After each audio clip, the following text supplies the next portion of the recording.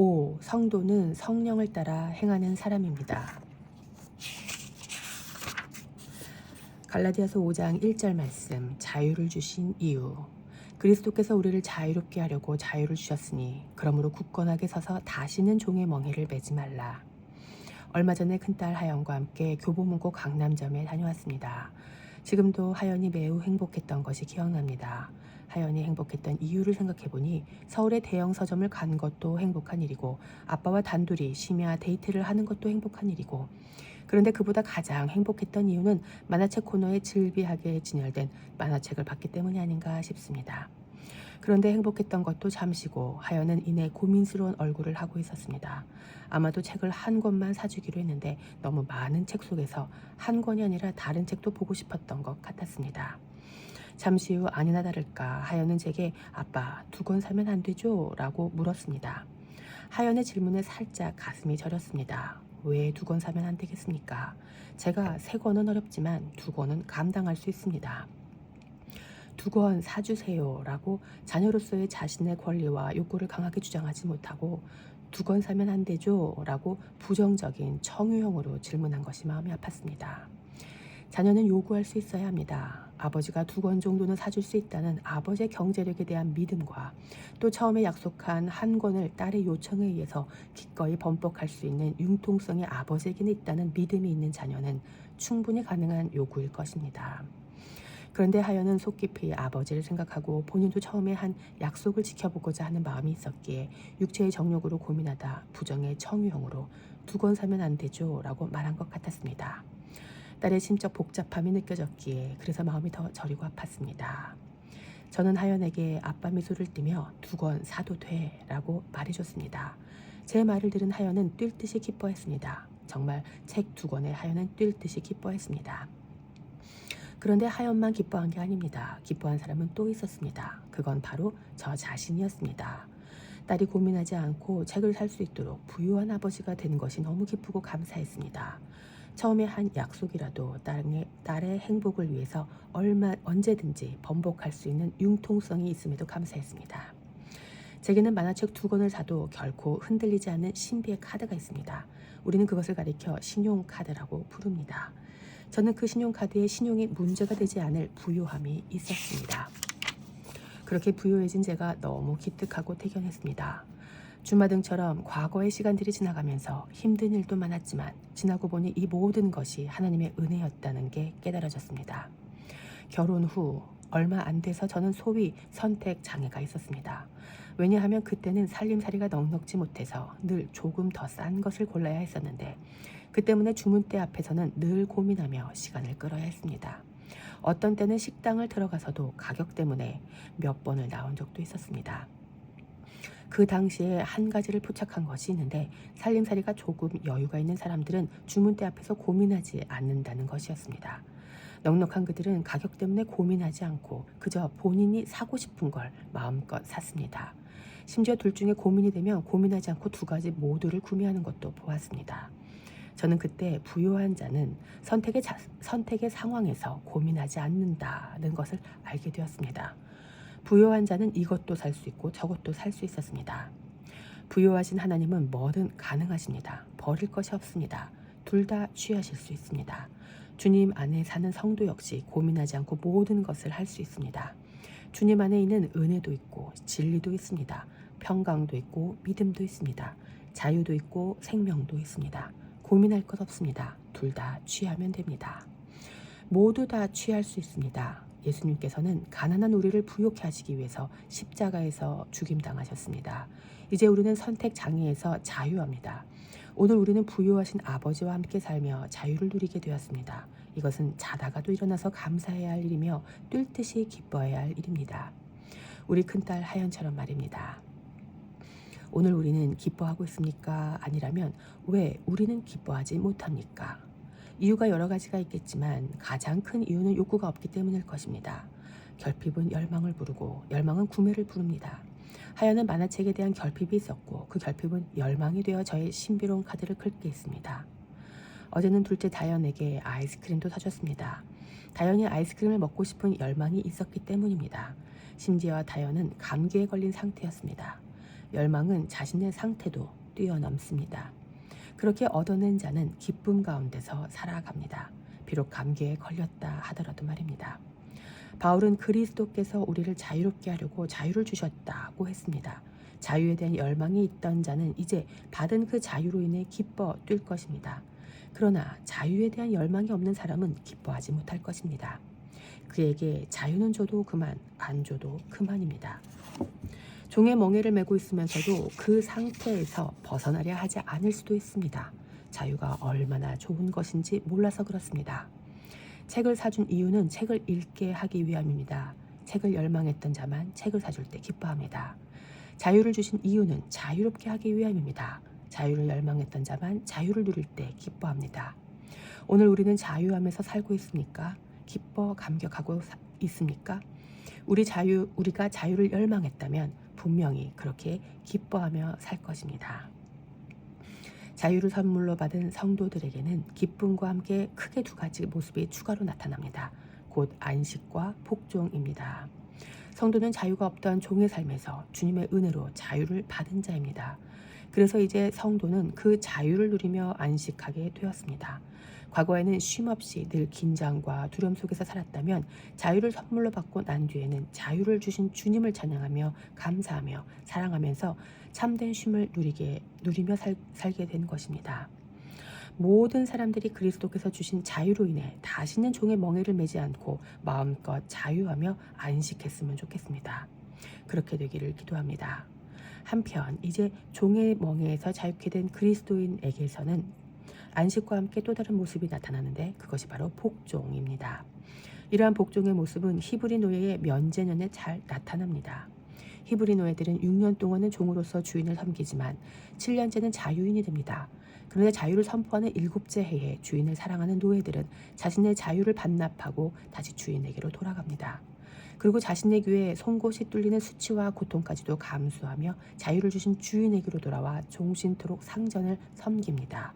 출애굽기 21장 1에서 6절 말씀, 신명기 15장 12에서 18절 말씀. 자유를 반납하고 주인에게 돌아온 히브리 노예들의 모습은 자유를 선물로 받은 현대의 그리스도인들에게 시사하는 바가 큽니다. 그리스도인들이 자유를 주신 예수님을 사랑한다면 이제는 그 자유로 육체를 위해 방탕하게 살 수 없습니다. 오히려 자유를 주신 주님을 사랑함으로 주께 돌아와 종신토록 주님께만 복종하며 섬기며 사는 것이 마땅합니다. 그래서 예수님도 이런 말씀을 하셨습니다. 수고하고 무거운 짐진 자들아 다 내게로 오라. 내가 너희를 쉬게 하리라. 나는 마음이 온유하고 겸손하니 나의 멍에를 메고 내게 배우라. 그리하면 너의 마음이 쉼을 얻으리니 이는 내 멍에는 쉽고 내 짐은 가벼움이라 하시니라. 마태복음 11장 28에서 30절 말씀. 종의 멍에를 벗은 자유자는 이제 예수님의 멍에를 함께 지고 예수님과 한 방향으로 나아갑니다. 과거에는 억압하는 주인의 종으로 자유 없이 살았지만 이제는 자유를 주신 예수님의 종으로 안식하며 그분과 함께 동역자로 살아야 하는 것입니다. 히브리인들은 1년에 한 번 대속죄일 욤키푸르를 통해서 죄를 속하고 모든 죄로부터 자유롭게 됩니다. 그런데 하나님은 자유케 된 히브리인들에게 안식과 함께 한 가지를 명령하시는데 그것이 바로 스스로 괴롭게 하라는 것입니다. 레위기 16장 29절 말씀, 31절 말씀. 죄가 속해지고 자유를 누리면 잔치를 열어 기뻐해야 하는 것 아닙니까? 왜 하나님은 잔치집 분위기를 초상집 분위기로 바꾸시는 것입니까? 자유를 선물로 받은 자는 기쁨과 안식에만 도취될 수 없습니다. 자신이 자유를 누리기 위해 희생당한 재물을 기억한다면 마냥 기뻐할 수는 없을 것입니다. 그래서 다시는 죄를 짓지 않도록 스스로 괴롭게 하며 자신을 정결케 해야 하는 것이 마땅한 것입니다. 종교인들은 자유를 얻어내고자 고행을 통해 스스로 괴롭게 하지만 그리스도인들은 예수님이 괴로움을 당하시고 희생 제물이 되셔서 자유를 선물로 받았습니다. 그래서 이제 그 자유를 받은 자들은 자유를 주신 예수님을 사랑함으로 자신을 스스로 괴롭게 하며 다시는 죄의 종이 되어 멍에를 매지 않도록 주의하며 사는 것이 마땅합니다. 당신은 그리스도인이십니까? 예수님을 통해 자유를 받으셨습니까? 그렇다면 이제 기뻐하십시오. 안식하십시오. 그리고 그분께 복종하십시오. 자유를 받은 자라면 기뻐해야 합니다. 안식도 해야 합니다. 그러나 그것만 하면 안 됩니다. 지금 그 자유를 누리기까지 숭고한 사랑으로 희생된 어린 양이 있었음을 기억해야 합니다. 그리고 다시는 죄의 종이 되지 않도록 스스로를 괴롭게 하며 겸비해야 할 것입니다. 피차 어린 양 되신 예수님만 사랑하며 복종할 수 있기를 예수님의 이름으로 축복합니다. 키포인트. 부유하신 하나님은 뭐든 가능하십니다. 결핍은 열망을 부르고 열망은 구매를 부릅니다. 그리스도께서는 우리를 자유롭게 하려고 자유를 주셨습니다. 성도는 자유를 누리며 삽니다. 성도는 안식하며 삽니다. 성도는 복종하며 삽니다. 키 퀘스천. 당신이 선택의 기로에서 고민하는 이유는 무엇입니까? 그리스도께서 자유를 주신 이유는 무엇입니까? 당신이 기뻐하지 못하는 이유는 무엇입니까? 자유를 얻은 그리스도인의 삶의 모습은 무엇입니까? 스스로 괴롭게 하라는 말씀의 의미는 무엇입니까? 갈라디아서 5장 2에서 4절 말씀. 내가 율법을 지키려는 이유. 보라, 나 바울은 너희에게 말하노니 너희가 만일 할례를 받으면 그리스도께서 너희에게 아무 유익이 없으리라. 내가 할례를 받는 각 사람에게 다시 증언하노니 그는 율법 전체를 행할 의무를 가진 자라. 율법 안에서 의롭다함을 얻으려 하는 너희는 그리스도에게서 끊어지고 은혜에게서 떨어진 자로라. 자기를 사랑하는 사람은 자신을 위해서 하기 싫은 일도 참고 견디며 할 수 있습니다. 미래에 있을 영광을 기대하면서 오늘을 참는 것입니다. 그런 사람에게는 본인 스스로가 참아냈기 때문에 그 영광은 당연히 자신의 몫입니다. 한편 하나님을 사랑하는 사람도 하기 싫은 일을 합니다. 그의 인내는 하나님께서 기뻐하실 것을 기대하면서 자기를 부인하고 순복한 결과입니다. 그래서 그는 영광의 목을 기대하지 않습니다. 대신 자신을 인내케 하신 하나님을 찬양하고 모든 영광을 하나님께만 돌립니다. 표면적으로 둘 다 인내를 하지만 인내하는 동기와 목적은 천지 차이입니다. 오늘 우리는 어떤 동기로, 어떤 목적으로, 어떤 미래를 기대하며 인내하고 있습니까? 우리의 인내가 오직 주님의 말씀에 순복한 결과였으면 좋겠습니다. 또한 인내의 끝에서 우리가 기다리는 것이 오직 하나님 한 분 되시기를 축복합니다. 그러나 갈라디아 교회는 이 부분에 있어서 실수를 했습니다. 그들은 이방인입니다. 할례는 하나님께서 유대인들에게 주신 의례이며 유대인의 정체성입니다. 그러나 이제 그리스도 예수 안에서는 그 누구도 심지어 유대인마저도 할례에 대한 의무가 없습니다. 그런데 왜 갈라디아 교회는 이방인이면서 할례를 하려는 것입니까? 이유가 무엇입니까? 그들이 만약 할례를 받으면 그리스도는 그들에게 아무런 유익이 없습니다. 다시는 율법의 멍에를 매지 않도록 그리스도께서 십자가의 멍에를 지셨는데 왜 또 구습을 쫓으려 하는 것입니까? 이유는 하나입니다. 자기를 사랑했기 때문입니다. 다시 말해서 할례를 안 받으면 자신에게 해가 될까봐 두려웠던 것입니다. 혹시 미래에 어떻게 될지 모르니까 보험처럼 받아놓고 보는 것입니다. 율법을 지키려는 이유도 똑같습니다. 바울은 그들을 향해 일갈합니다. 그는 율법 전체를 행할 의무를 진 자라. 3절 말씀. 율법을 지켜서 의로워지려는 시도는 율법 전체를 지키겠다는 선언입니다. 이것이 가능한 일입니까? 과연 사람이 율법을 지켜서 의로워질 수 있습니까? 바울은 계속해서 말을 이어갑니다. 율법으로 의롭게 되려고 하는 너희는 그리스도에게서 끊어지고 은혜에게서 떨어진 자로다. 4절 말씀. 주님께서 살 길, 곧 은혜의 길을 여셨는데 왜 다시 스스로 길을 만들어서 가려는 것입니까? 주님께서 닦아놓으신 길을 걸을 때 주님의 영광을 받으시는 것입니다. 그런데 그 길을 무시하고 본인 스스로 옛 길을 걸으려는 심보는 무슨 심보입니까? 모든 영광을 본인이 독차지하겠다는 것 아닙니까? 예수님이 여신 그 길 외에 다른 길을 만드는 자는 스스로 무덤을 파서 낭떠러지로 떨어질 뿐입니다.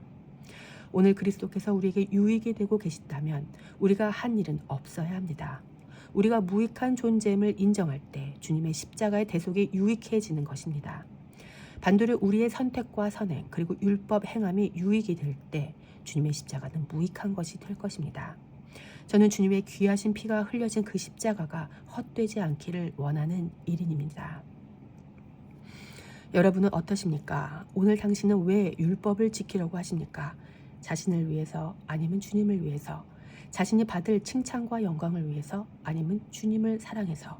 자신이 저주받지 않기 위해서 아니면 저주받으신 예수님을 사랑해서 당신은 오늘 왜 율법을 지키려고 하십니까? 국민이 법을 지키고 살면 대한민국은 안전하고 아름다워질 것입니다. 우리는 왜 교통법규를 지키려 합니까? 벌금을 안 내려고 아니면 나라를 사랑해서 대한민국이 안전하고 아름다운 나라가 되기 위해서 법을 지키십니까? 아니면 과태료를 안 내기 위해서 법을 지키십니까? 우리의 자녀들이 어떻게 자라나기를 원하십니까?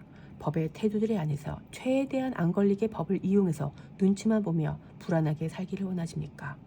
저는 우리의 자녀 세대가 좋은 나라의 국민으로서 안전하고 아름다운 나라를 구현해가며 선진 시민으로서의 삶을 살았으면 좋겠습니다. 누가 보든 안 보든 이미 자유 대한민국이라는 법치국가에서 태어났기 때문에 이제는 그 은혜를 누리고 감사하며 사는 것입니다. 나 하나쯤이라는 생각으로 법을 지키지 않고 그것이 한 사람 두 사람 계속될 때 과거 선조들이 피 흘려 세운 나라의 기강과 질서가 무너지는 것은 불보듯 뻔한 일입니다. 예수님께서 피 흘려 사신 하나님의 나라가 무너질 일은 없습니다. 주님의 나라는 쇠하지 않고 영원합니다. 다만 우리가 자멸할 것입니다. 주님의 은혜를 누리지 못하고 자기 사랑에 헤어나오지 못한 자는 결국 죄의 허덕이다 사망할 것입니다. 그러므로 오늘 율법을 지키는 게 능사가 아니라 주님의 십자가의 공로로 인해 유익을 누리며 사는 것이 가장 바람직하고 중요한 일입니다. 디드로 효과를 아십니까? 18세기 프랑스 계몽주의 사상가 드니 디드로가 한 번은 친구에게 럭셔리 실내 가운을 선물 받았습니다. 디드로가 이 럭셔리 가운을 입은 이후 그의 서재에 변화가 생겼습니다.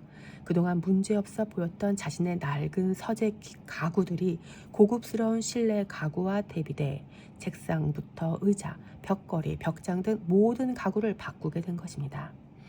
이처럼 한 가지 물건을 구입하면 다른 물건들도 그것과 어울리는 것으로 교체하게 되는 현상을 경제학에서는 디드로 효과라고 합니다.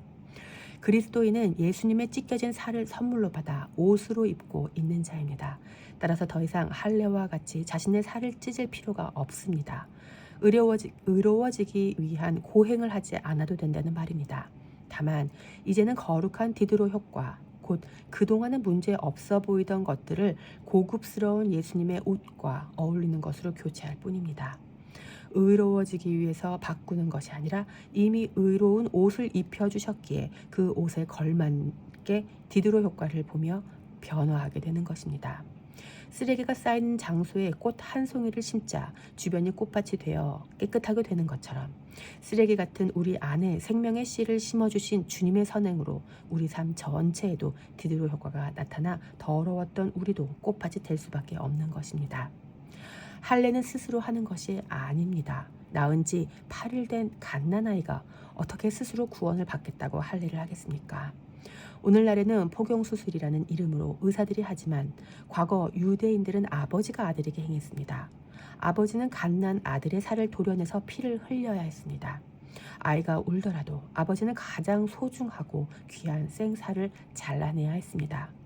유대인들은 이러한 행동을 통해서 예수님의 살을 찢어 벗기신 아버지 하나님의 마음을 배웠어야 했습니다.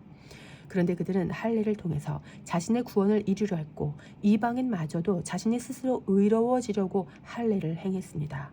이것이 무슨 노릇입니까? 바라기는 오늘 하루 아들 예수님의 살을 찢으시고 온 인류를 구원하신 하나님 아버지의 마음을 더욱 깊이 느끼게 되었으면 좋겠습니다. 또한 스스로 의로워지려는 시도를 중단하고 주님께서 이루신 의로운 길로 불러주심에 감사하며 주님만 찬양합시다. 우리의 율법 행함의 동기가 주님을 사랑함이기를 바랍니다. 사랑하는 주님이 원하시기에 사랑하는 주님을 근심케 하고 싶지 않기에 주님이 주신 옷과 어울리지 않기에 그래서 주님의 말씀에 순복하게 되고 생명의 성령의 법에 따라 살아갈 수 있기를 축복합니다. 키포인트. 주님께서 이미 살 길을 열어놓으셨습니다. 주님의 길을 무시하고 스스로 길을 만들 필요가 없습니다. 자신이 만든 길은 낭떠러지입니다. 율법을 지키는 게 문제가 아니라 주님의 십자가의 공로로 인해 유익을 누리며 사는 것이 가장 중요합니다. 성도는 거룩한 디드로 효과를 봅니다. 키 퀘스천. 자기를 사랑하는 사람과 하나님을 사랑하는 사람의 차이는 무엇입니까?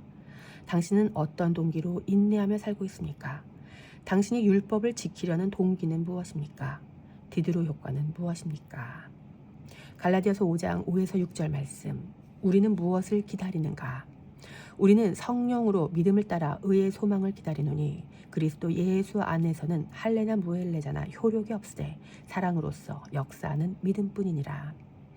어떤 종교이든 반드시 무언가를 기다리게 됩니다. 나쁜 미래를 기다릴 사람은 없습니다. 모두 좋은 미래를 기대합니다. 예컨대 윤회를 믿는 불교인이 가장 기다리는 것은 다름 아닌 천도일 것입니다. 윤회란 생명이 있는 것은 6가지의 세상에 번갈아 태어나고 죽어간다는 뜻인데 그 첫 번째는 지옥도입니다. 지옥도는 이름에서 느껴지는 그대로 가장 고통이 심한 세상입니다. 지옥에 태어난 이들은 심한 육체적 고통을 받습니다. 둘째는 아귀도입니다. 지옥보다는 육체적인 고통이 덜 받으나 반면 굶주림의 고통을 심하게 받습니다. 셋째는 축생도로서 4발 달린 짐승을 비롯하여 새, 고기, 벌레, 뱀까지도 모두 포함됩니다. 넷째는 아수라도인데 노여움이 가득 찬 세상으로서 남의 잘못을 철저하게 따지고 들추고 규탄하는 사람은 이 세계에 태어나게 됩니다. 다섯째는 인간이 사는 인도이고 여섯째는 행복이 두루 갖추어진 하늘 세계의 천도입니다. 곧 불교인들은 인간이 현재 살고 있는 세상에서 저지른 업에 따라 죽은 뒤에 다시 6세계 중에 한 곳에서 내세를 누리며 다시 그 내세에 사는 동안 저지른 업에 따라 내세에 태어나는 윤회를 계속한다고 믿습니다. 그래서 이 땅에서 잘 살아보려고 애를 씁니다. 그런 그들이 기다리는 것은 무엇이 되겠습니까? 두말하면 잔소리입니다. 인도 아니면 천도입니다. 무슬림들도 천국을 기다립니다. 그래서 무슬림들은 육신오행이라고 해서 6가지를 믿고 5가지를 행합니다. 그런데 아무리 그렇게 해도 천국에 들어가는 것을 안전하게 보장받으려면 딱 한 가지 방법밖에 없습니다. 이슬람의 적들과 싸우는 것입니다. 이름하여 이것을 지하드라고 합니다. 이슬람교의 경전인 꾸란에는 이런 글이 있습니다. 지하드는 이슬람을 전하는 데 있어 방해되는 모든 사람을 상대로 싸우는 것이다. 혹은 이슬람에 들어올 것을 거부하는 모든 사람과 싸우는 것이다. 꾸란 8장 39절 말씀. 무슬림은 만약 지하드를 수행하다가 죽으면 무덤으로 들어가 심판을 기다릴 필요 없이 곧바로 천국으로 간다고 믿습니다. 지하드 중에 사망한 자는 시신을 씻거나 좋은 옷을 입히지 않고 죽은 상태 그대로 관에 들어갑니다. 몸에 묻은 피는 알라 앞에서 증거이기 때문에 무슬림들은 천사들이 알라 앞에서 그를 특별한 사람으로 대우할 것이라고 믿고 그렇게 하는 것입니다. 거대한 이 두 고등 종교는 모두 인간의 업적에 따라 천국이 확보됩니다. 그렇다면 우리 그리스도교는 어떻습니까? 불교처럼 이 땅에서 선하게 업을 잘 쌓아서 천도를 기다립니까? 아니면 이슬람교처럼 열심히 자신의 종교와 교리를 지키기 위해 목숨을 걸고 싸운 그 업적을 통해 천국을 보장받습니까? 정녕 그리스도인들도 무슬림들처럼 자신의 흘린 피가 증거가 되어 내세에 특별한 대우를 받는 것입니까? 본인 스스로가 업적을 쌓았다면 기다리는 것이 본인을 위한 천국이어도 상관없을 것입니다. 그러나 과연 그렇습니까? 정말 본인이 업적을 쌓으면 천도도 가고 천국도 가는 것입니까? 천국은 의인으로 인정받은 자들의 모임일 텐데 인간 스스로의 공로와 업적으로 그것이 가능합니까? 이런 질문에 대해 성경은 매우 부정적입니다. 율법 안에서의 의롭다함을 얻으려 하는 자들에게 이미 바울은 그리스도에게서 끊어지고 은혜에서 떨어진 자라고 일갈했습니다. 4절 말씀. 인간이 율법을 지켜서 곧 자신의 공로를 통해서는 의로운 자의 대열에 오를 수 없다는 말입니다. 그래서 바울은 인간의 공로의 끝, 다시 말해서 업적의 결과로서는 천국은 기다릴 수가 없다는 입장인 것입니다. 그렇다면 바울이 기다리는 것은 무엇입니까? 바울은 성령으로 믿음을 따라 의의 소망을 기다렸습니다. 5절 말씀. 따라서 그리스도교의 소망의 근거는 인간의 공로가 아닌 성령입니다. 인간의 업적이 아닌 주님의 믿음입니다. 인간은 언제 소망을 가질 수 있습니까? 본인 스스로의 업적엔 소망이 없습니다. 인간의 업적은 변덕스러운 소망입니다. 인간 자체가 변덕스럽기 때문입니다. 그러나 변함 없으신 신실하신 주님으로 인한 소망은 변함이 없는 진정한 소망입니다. 바울은 덧붙입니다. 예수님 안에는 할례나 무할례나 모두 아무 효력이 없습니다. 6절 말씀. 인간이 무엇을 하고 안 하고는 의미가 없다는 말입니다. 그럼 무엇이 중요합니까? 하나님의 사랑으로서 역사하는 주님의 믿음이 중요할 뿐입니다. 6절 말씀. 종교와 그리스도교는 이렇게 다릅니다. 우리 그리스도교에는 구원에 있어서만큼은 인간의 공로가 개입될 여지가 없습니다. 오직 구원은 주님의 공로입니다. 종교인들이 오해하고 있는 것이 있는데 그들은 자신이 능동적으로 매사를 처리하고 책임지는 것 같지만 이는 겉모습일 뿐입니다. 삶은 근본적으로 은혜로 주어지는 것입니다. 그러므로 인간은 그 은혜의 현실 앞에서 주어진 구조 안에서 하나님께서 허락하신 프레임 안에서 그 하나님의 사랑을 받아 애를 쓰며 살 때 행복합니다. 이것을 윤재윤 변호사는 그의 책 소소소 진짜 나로 사는 기쁨에서 신비한 수동성이라고 했습니다. 심장을 향하여 뛰라고 해서 뛰는 사람이 있습니까? 멈추라고 하면 멈출 수가 있습니까? 혈관에 흐르는 피를 향해 순환하라고 명령해서 도는 것입니까? 만약 그럴 수만 있다면 이 땅에 심혈관 질환자는 하나도 없을 것입니다. 사실 생명은 인간의 능동적인 의지로 되는 게 아닙니다. 모든 것은 신의 선물이며 은혜입니다. 오늘 우리는 무엇을 기다리고 있습니까? 우리가 만든 먼 미래의 천국입니까? 아니면 은혜로 주어진 이 하루 안에서의 주님과의 동행입니까? 종교인은 천국을 기다리지만 그리스도인은 은혜를 주신 주님을 기다립니다. 피차 주님만 기다리시는 하루가 되시기를 축복합니다. 키포인트, 신비한 수동성. 그리스도 예수 안에서는 할례나 무할례가 효력이 없습니다. 종교인은 천국을 기다리지만 그리스도인은 주님을 기다립니다. 키 퀘스천. 종교인과 그리스도인이 각각 기다리는 것은 무엇입니까? 오늘 당신은 무엇을 기다리고 있습니까? 당신이 만든 먼 미래의 천국입니까? 아니면 은혜로 주신 이 하루 안에서의 주님과의 동행입니까? 갈라디아서 5장 7에서 9절 말씀. 우리는 무엇을 듣고 있는가? 너희가 다름질을 잘 하더니 누가 너희를 막아 진리를 순종하지 못하게 하더냐. 그 권면은 너희를 부르신 이에게서 난 것이 아니니라. 적은 누룩이 온 덩이에 퍼지느니라. 아무리 빠른 자동차도 경찰차의 사이렌 소리를 들으면 멈춰서야 합니다. 경찰차의 정지 소리를 듣지 않고 도주하면 공무집행 방해로 간주하여 법의 심판을 받습니다. 달리기를 아무리 잘하는 육상 선수도 심판의 총성을 듣고 뛰어야 합니다. 듣지 못하면 실격입니다. 아무리 연습을 많이 하고 준비를 많이 했어도 실격되면 끝입니다. 원수가 성도를 넘어뜨리는 작전 중 하나는 진리를 듣지 못하게 하는 것과 또 잘못된 거짓 정보를 듣게 하는 것입니다. 진리를 듣지 못하고 잘못된 정보를 계속 듣게 되면 진리에 순종하지 않게 됩니다. 바울은 이에 대해 알고 있었습니다. 그래서 가슴이 아팠습니다. 본문 7절입니다. 너희가 다름질을 잘 하더니 누가 너희를 막아 진리를 순종하지 못하게 하더냐. 7절 말씀. 아무리 달리기를 잘하던 사람도 누군가가 막아서면 멈추게 됩니다. 원수가 막는 방법이 바로 이것입니다. 잘못된 정보를 듣게 하는 것입니다. 오늘날에도 원수는 계속해서 진리 안에서 표대를 향해 뛰어가는 자들을 막기 위해 거짓된 정보를 쏟아내고 있습니다. 이럴 때 우리는 무엇을 들어야 하겠습니까? 바울은 그들의 권면이 부르신 이에게서 난 것이 아니라고 말합니다. 8절 말씀. 권면이라고 번역한 헬라어 페이스모네는 설득이라는 뜻입니다. 설득력 있는 말은 여러 가지로 신뢰가 가고 마음이 끌리게 합니다. 그러나 하나님으로부터 나지 않은 말이라면 그 말이 아무리 설득력이 있어도 잘못된 말입니다. 그래서 성도는 하나님으로부터 나지 않은 말도 신뢰가 되고 마음이 끌릴 수 있다는 것을 명심해야 합니다. 진리는 바른 말이 아니라 하나님의 말씀입니다. 진리는 믿을 수 있는 말이 아니라 믿어야만 하는 말입니다. 그래서 진리는 믿기 어려워도 믿을 수 없어도 믿어야 하는 말이지 믿을 수 있기 때문에 믿는 말이 아닙니다. 신약 성경 누가복음 8장에는 이를 잘 설명해준 이야기가 나옵니다. 소위 회당장 야이로의 딸이 살아난 이야기입니다.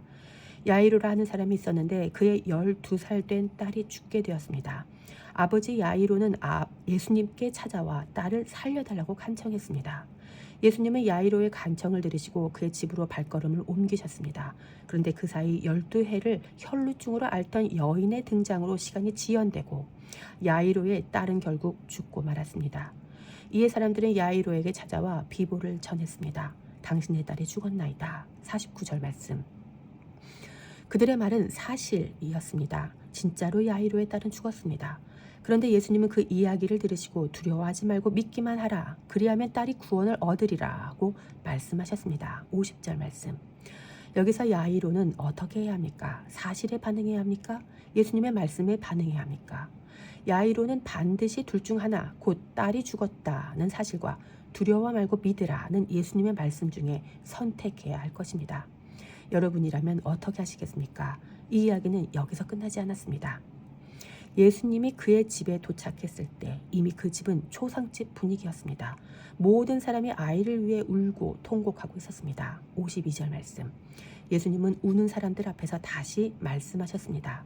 울지 말라. 죽은 것이 아니라 잔다. 52절 말씀. 이에 사람들은 그 딸이 죽은 것을 알기 때문에 예수님의 말씀을 비웃었습니다. 53절 말씀. 우리는 이 대목에서 사실을 믿고 그것에 반응하는 사람은 예수님이 말씀하셔서도 비웃는다는 것을 보게 됩니다. 그러나 예수님은 그들의 비웃음에도 아랑곳하지 않으시고 보란듯이 아이의 손을 잡고 아이를 부르셨습니다. 아이야, 일어나라. 그랬더니 죽었던 아이의 영이 돌아와 살아나게 되었습니다. 아이가 죽은 것은 사실입니다. 그러나 진리 대신 예수님은 아이가 잔다고 하셨습니다. 우리는 사실을 믿어야 합니까? 진리를 믿어야 합니까? 사실을 믿는 사람은 예수님이 오셔도 울음을 멈추지 못합니다. 사실에 반응하는 사람은 진리 대신 예수님이 말씀하셔도 오히려 비웃습니다. 이처럼 사실을 믿는 자는 사실 앞에서는 울고 진리 대신 예수님은 비웃습니다. 그러나 진리를 믿는 자는 사실이 아무리 참담해도 그 사실을 비웃게 될 것입니다. 성도는 보란듯이 사실을 비웃으며 진리를 선포해야 할 사람들이라고 믿습니다.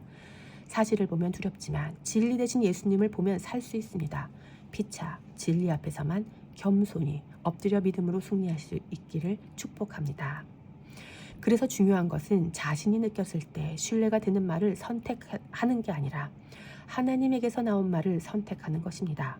내 마음에 끌리는 말을 듣는 게 아니라 하나님의 말씀을 들어야 하는 것입니다. 끌리지 않아도 믿어지지 않아도 진리에 순종할 수 있기를 축복합니다. 누가복음 8장에서 확인했듯이 하나님은 우리를 선택하지 않으십니다. 그저 선포하십니다. 선포된 말씀은 우리가 설득되고 안 되고를 떠나 하나님의 뜻 안에서 성취됩니다. 그러므로 인간의 설득과 동의는 의미가 없다고 해도 과언이 아닙니다.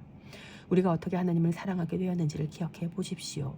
우리는 설득되어서 하나님을 사랑한 것이 아니라 선포된 말씀에 의해 옛사람이 죽고 하나님을 사랑하게 되었습니다. 말씀은 우리의 혼과 영과 골수를 찔러 쪼갠다 하셨습니다. 히브리서 4장 12절 말씀. 그래서 말씀의 검이 되신 주님은 우리의 옛사람을 죽이십니다. 그렇게 죽은 인간은 다시 진리의 말씀으로 부활하여 새로운 삶을 살게 됩니다. 이전과는 다른 삶과 생각으로 말입니다. 그래서 하나님께로부터 난 선포된 말씀을 듣는 게 가장 중요합니다. 비록 설득되지 않아도 선포된 말씀이라면 아멘으로 화답할 때 하나님께서 영광을 받으실 것이라 믿습니다. 고린도후서 1장 20절 말씀.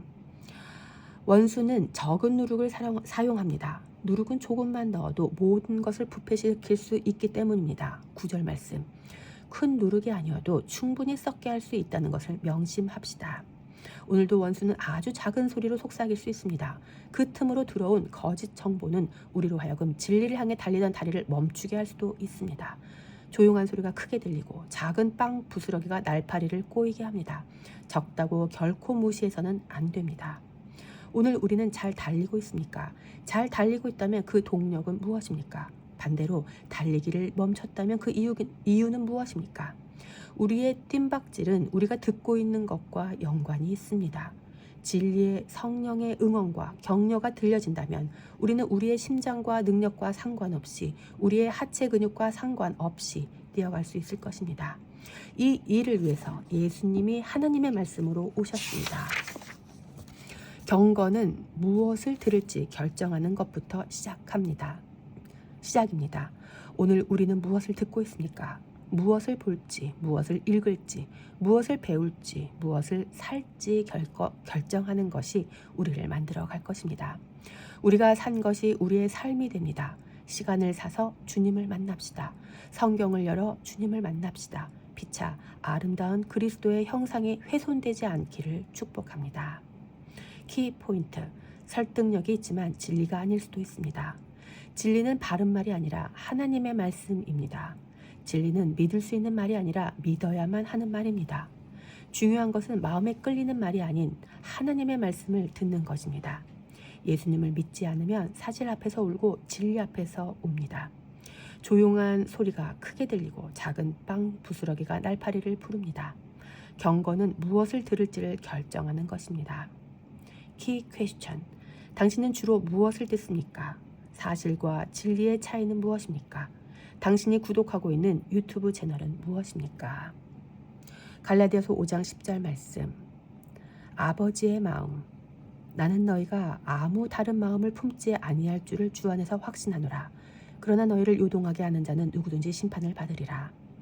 가족과 함께 식사하는 시간은 행복한 시간입니다. 저에게도 그 시간은 매우 소중한 시간입니다. 가장으로서 가족들과 함께하는 아침 식사는 하루를 축복할 수 있는 시간이고, 저녁 식사는 하루를 정리할 수 있는 시간입니다. 그 외에도 식사 예절이나 기본적인 에티켓도 가르쳐 줄 수 있는 귀한 시간입니다. 그래서 저는 일찍부터 3남매에게 식사 시간을 맛있게 또 감사하게 먹는 것을 가르쳐 줬습니다. 그 이유는 저를 위함이 아니었습니다. 저는 우리 집 3남매가 식사 예절이 좋지 않아도 그들을 사랑할 준비가 되어 있습니다. 예컨대 그들이 감사히 먹지 않아도 음식을 남기거나 요란하게 먹어도 제 자식이기 때문에 그래도 사랑스럽고 예쁩니다. 그러나 저는 세상이 저처럼 관대하지 않다는 것을 잘 알고 있습니다. 만약 이들이 세상에서도 그렇게 식사한다면 세상은 아버지인 저처럼 사랑으로 관대하게 받아주지 않을 것이고, 머지않아 이들은 그 누구에게도 촛대받지 못할 수도 있을 것입니다. 세상은 아버지만큼 관대하지 않기 때문입니다. 누구나 실수를 할 수 있습니다. 그러나 실수가 반복되면 그것이 실력이라고 했습니다. 한두 번은 지나가겠지만 예의 없는 행동이 계속 반복된다면 그런 아이는 식사의 자리에서 제외될 것입니다. 어느 누구도 그런 무례한 사람을 좋아하지는 않기 때문입니다. 그래서 자녀를 사랑하는 아버지라면 반드시 관심 어린 지도 곧 책망이 필요한 것입니다. 히브리서 12장 8절 말씀. 조던 피터스는 부모의 자상한 무관심으로 인해 아이가 규칙과 절제를 배우지 못하고 옳고 그름을 구분하지 못하면 가장 피해를 보는 사람은 바로 자녀 자신이라고 말했습니다. 부모가 자녀의 갈등을 피하고자 잘못을 교정하지 않고 내버려 둔다면 자녀의 미래에 큰 피해를 줄 것입니다. 저는 제가 죽고 난 뒤에도 우리 3남매가 많은 사람에게 사랑을 받으며 살아가기를 원합니다. 바울도 갈라디아 교회가 다른 마음을 품지 않을 것을 확신했습니다. 그의 확신의 근거는 무엇입니까? 갈라디아 교회가 신뢰할 만해서가 아닙니다. 확신의 근거는 첫째, 하나님의 견인, 곧 끝까지 끌고 가심 때문일 것입니다. 바울이 빌립보 교회에서 한 말을 기억하십시다. 너희 속에 착한 일을 시작하신 이가 그리스도의 예수의 날까지 이루실 줄 우리가 확신하노라. 빌립보서 1장 6절 말씀. 갈라디아 땅에 교회를 세우신 분은 바로 예수님이십니다. 그러므로 주님께서 시작하신 일이시기에 마지막까지 온전하게 성취하실 것을 바울은 믿은 것입니다.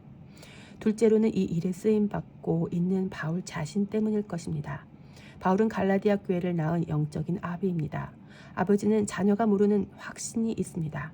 반드시 우리 자녀는 잘 된다라는 확신입니다. 이 확신의 근거는 아버지의 희생에서 나옵니다. 아버지가 희생하면 할수록 자녀들은 잘 될 수밖에 없다는 것을 아버지는 믿습니다. 그래서 또다시 희생의 자리로 즐거이 나아갈 수 있는 것입니다.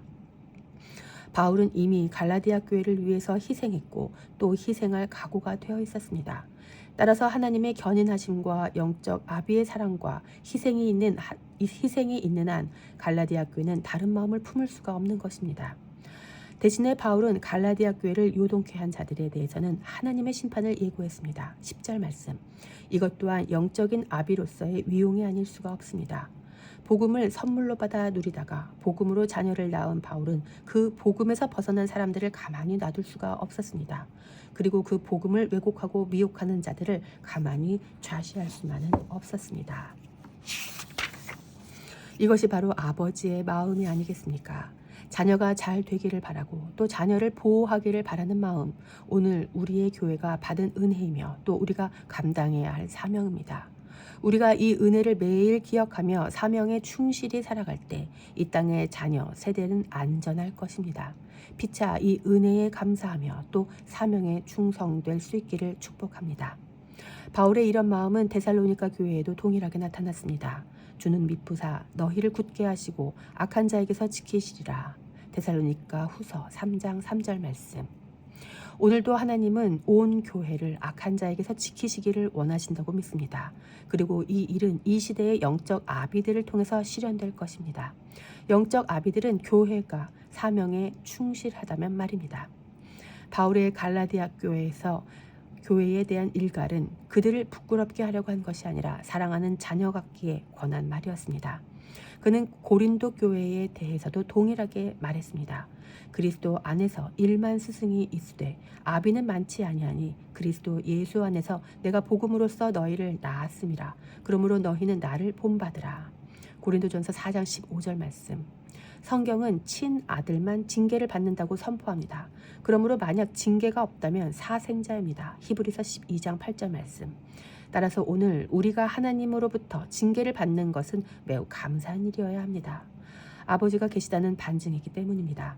아버지로부터 받을 수 있는 교육은 자녀에게 큰 축복입니다. 그러므로 성도는 오히려 삶에서 징계가 없는 것을 더 괴로워해야 할 것입니다. 하나님은 자상하게 무관심하시지 않습니다. 엄하게 관심을 두고 우리를 징계하십니다. 영적 아비들도 그렇게 해야 마땅합니다. 아버지보다 자녀를 더 많이 배려하고 보살필 사람은 없습니다. 아버지가 먼저 가르쳐주지 않는다면 우리의 자녀들은 세상에서 훨씬 더 가혹한 벌을 받게 될 것입니다. 그런 일이 없도록 하나님은 미리 대비해 주셨습니다. 책망과 정죄는 다릅니다. 성령님은 책망하시고 원수 마귀는 정죄합니다. 이 두 가지를 분별할 수 있기를 바랍니다. 이 둘을 분별하는 것은 간단합니다. 우리의 심중에 너 잘못했어 라는 말이 들릴 때 책망은 우리를 그리스도에게로 인도하는 반면 정죄는 우리를 그리스도에게서 멀리 떠나게 합니다. 책망을 통해 성도는 자신의 연약함을 깨닫고 더욱 하나님을 의지하게 되지만 원수는 우리가 하나님을 떠나도록 죄책감에 사로잡히게 합니다. 속지 마십시오. 하나님은 성도를 책망하시고 더 가까이 부르셔서 회복시키십니다. 징계와 책망을 통해 연약함이 폭로되는 것은 성도에게 있어서 은혜이며 회복의 기회입니다. 고린도후서 7장 10절 말씀. 하나님은 바람직한 것과 그렇지 않은 것을 분명하게 가르쳐 주시고 해야 할 일과 하지 말아야 할 것을 분별케 하십니다. 이 아버지의 마음이 우리 주위에 계속 풀어질 때 영적인 자녀들은 하나님께 사랑을 받는 것은 물론이고 세상에서도 인정을 받으며 살게 될 것입니다. 피차 아버지의 마음으로 충만하시기를 축복합니다. 키포인트. 하나님은 자상하게 무관심하시지 않습니다. 책망과 정죄는 다릅니다. 성령님은 책망하시고 원수 마귀는 정죄합니다. 하나님의 책망은 성도를 성도답게 성장시킵니다. 키 퀘스천. 책망과 정죄의 차이는 무엇입니까? 성도가 책망을 받는 이유는 무엇입니까? 갈라디아서 5장 11절 말씀. 지금까지 형제들아 내가 지금까지 할례를 전한다면 어찌하여 지금까지 박해를 받으리요. 그리하였으면 십자가의 걸림돌이 제거되었으리니. 대체로 논쟁이 되는 이야기는 피하려 합니다. 우리 안에 있는 초자아가 관계성에 문제가 생기는 것을 원치 않기 때문입니다. 그래서 말하고 싶은 욕구를 억누르고 관계성을 중시해서 참는 것입니다. 그러나 사실 지나고 보면 말하지 않은 것에 마음이 불편할 것입니다. 여전히 주장하고 싶은 욕구가 있기 때문입니다. 따라서 관계성 때문에 말하지 않으려는 초자나 말하고 싶어 하는 본능적인 욕구나 동일하게 자신의 자아입니다. 즉 사람들은 자신의 자아를 위해서 말을 하기도 하고 또 안 하기도 하는 것입니다. 그래서 사람들은 욕구를 채우고 싶은 본능과 관계를 유지하고 싶은 초자아 사이에서 선택하며 삽니다. 대체로 초자아가 강한 사람은 관계를 중시해서 사람 앞에서는 말을 못하지만 돌아서면 마음이 불편합니다. 그런 사람은 착한 사람이 아닙니다. 착하지도 않으면서 착한 척을 한 것이고 이해하지 못했으면서 이해한 척 한 것입니다. 그래서 마음이 불편한 것입니다. 착하게 보이고 싶어서 말을 안 했을 뿐입니다. 그렇기 때문에 말을 하든 안 하든 그것은 모두 자신을 위한 것이기에 그 열매는 본인의 것이 됩니다.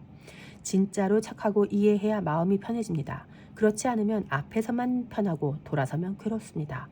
마음이 불편하다면 착한 게 아닙니다. 진짜 착한 사람은 불편하지 않습니다. 바울은 지금까지 논쟁이 되는 이야기를 하고 있습니다. 예컨대 할례는 인간이 의로워지는데 아무런 효력이 없다는 말입니다. 6절 말씀. 그는 관계가 깨어질 수도 있는데 왜 이야기를 계속하는 것입니까?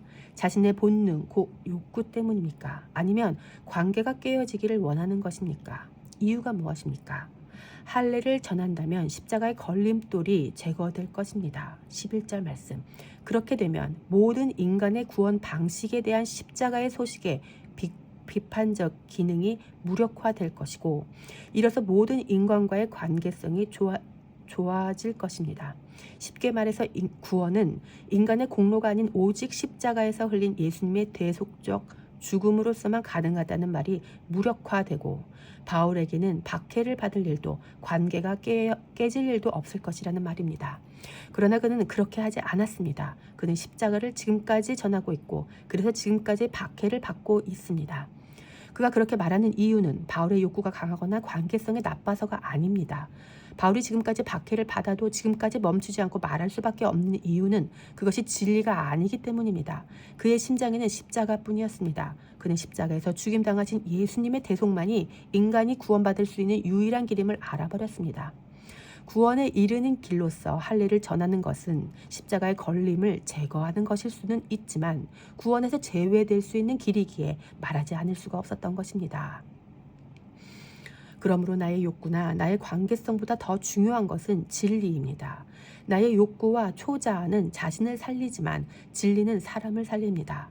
나의 욕구와 초자아가 원하는 관계성 때문에 진리가 위축되고 죽어가는 사람을 모른 척해서는 안 될 것입니다. 성도는 자신을 살리는 사람이 아니라 이미 자신을 살리신 하나님을 영화롭게 하고 사람을 살리는 사람이기 때문입니다. 그래서 성도는 그분의 명령대로 이웃을 자신의 몸처럼 사랑하는 사람으로 살아야 할 것입니다. 오늘 우리의 토픽은 무엇입니까?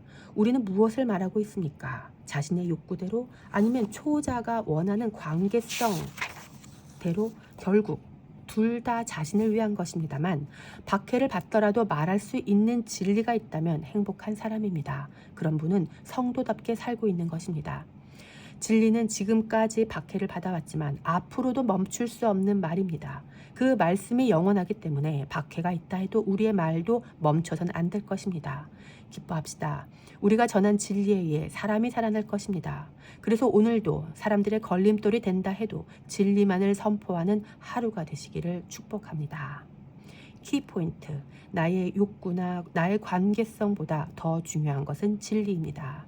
자신의 욕구와 초자아는 자신을 살리지만 진리는 사람을 살립니다.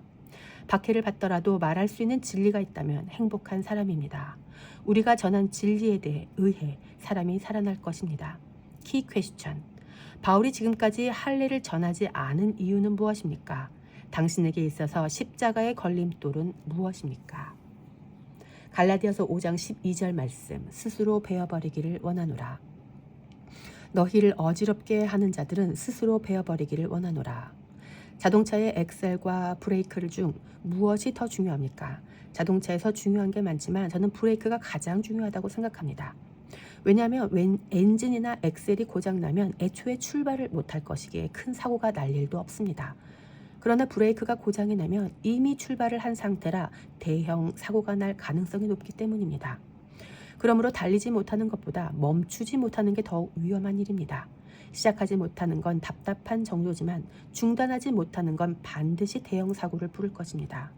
관계에 있어서도 비슷합니다. 좋은 관계가 시작되지 않는 것도 답답한 일이지만 나쁜 관계가 끊어지지 않는 건 더 큰 문제입니다. 그래서 우리는 만남도 중요한데 잘 헤어질 줄도 알아야 합니다.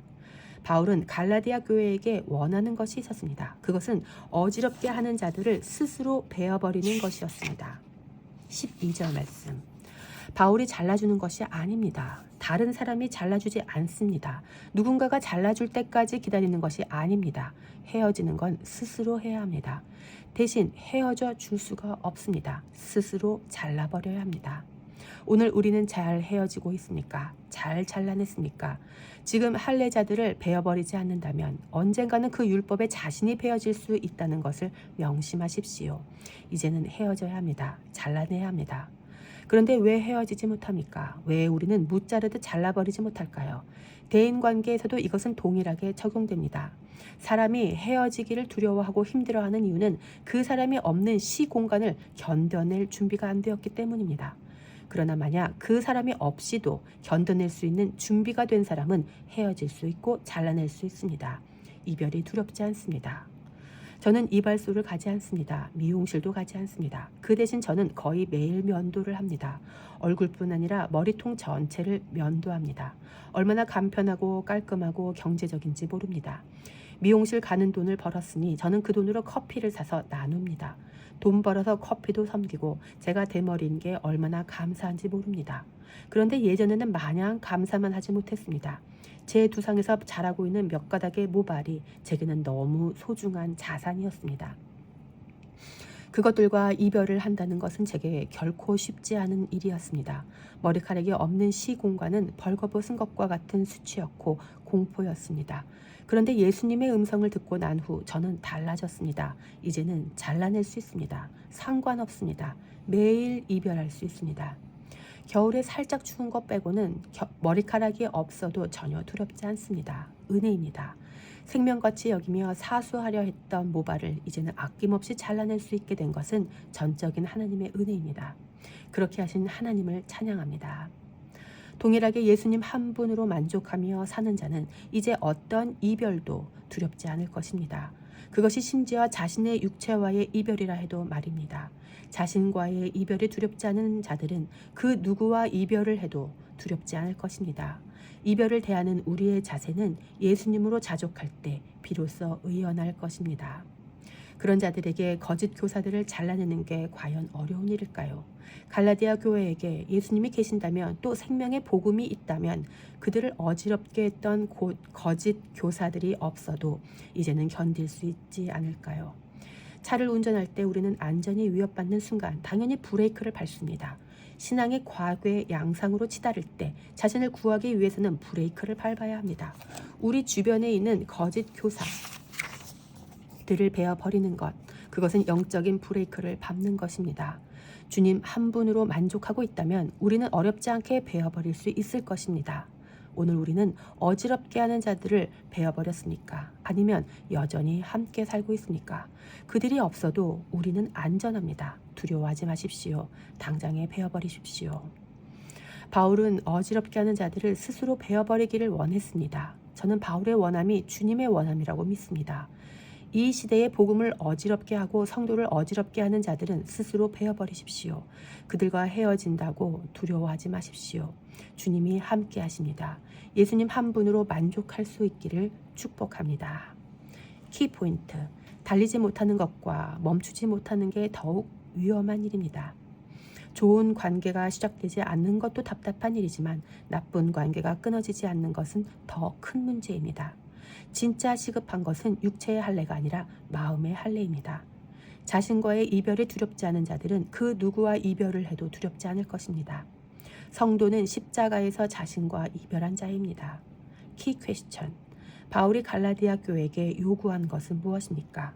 갈라디아 교회가 스스로 베어버리지 못하는 이유는 무엇입니까? 갈라디아서 5장 13절 말씀. 누림, 살림. 형제들아 너희가 자유를 위하여 부르심을 입었으나 그러나 그 자유로 육체의 기회를 삼지 말고 오직 사랑으로 서로 종노릇하라. 저는 우리 집에서 제일 힘이 가장 셉니다. 달리기도 아직까지는 제일 빠릅니다. 밥도 제일 많이 먹고 키도 제일 크고 돈도 제일 많이 법니다. 누가 봐도 저는 1등입니다. 그러나 저는 1등을 해서 행복하지는 않습니다.